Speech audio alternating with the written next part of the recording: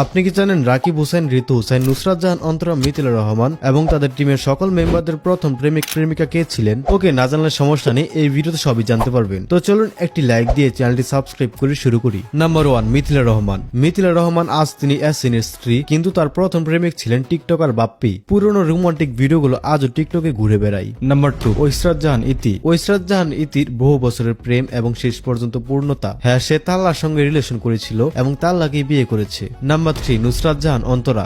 জনপ্রিয় ইউটিউবার এবং TikTok queen অন্তরার প্রথম প্রেমিক ছিলেন সুলাইমান লিমন। এমনটাই শোনা যায় এখনো অনেকের মুখে। তাদের পুরনো টিকটক নিয়ে এখনো আলোচনা শেষ নেই। নাম্বার 4, সানজিদা স্নিগ্ধা। রাকিব হোসেনের টিমের এই টিকটক কুইনকে নিয়ে গুঞ্জন ছিল তিনি নাকি রাকিবের ভাগিনা জাহিদ হাসান জয়ের সঙ্গে প্রেম করেছেন। তাদের ভিডিওর কেমিস্ট্রি থেকেই ছড়ায় এই রিউমার। আর রাকিব হোসেন বা ঋতু হোসেনের প্রথম প্রেম বা রাকিবের আসল প্রেমের গল্প এখানে বলছি না, নিচে রিলেটেড শর্টে ক্লিক করলে পাবেন তাদের গার্লফ্রেন্ডের ছবি, ভিডিও এবং পুরনো স্টোরি। আর সেই ভিডিওতে বিস্তারিত কথা বলেছি তাদেরকে নিয়ে, কেউ ভুলেও মিস করবেন না কিন্তু।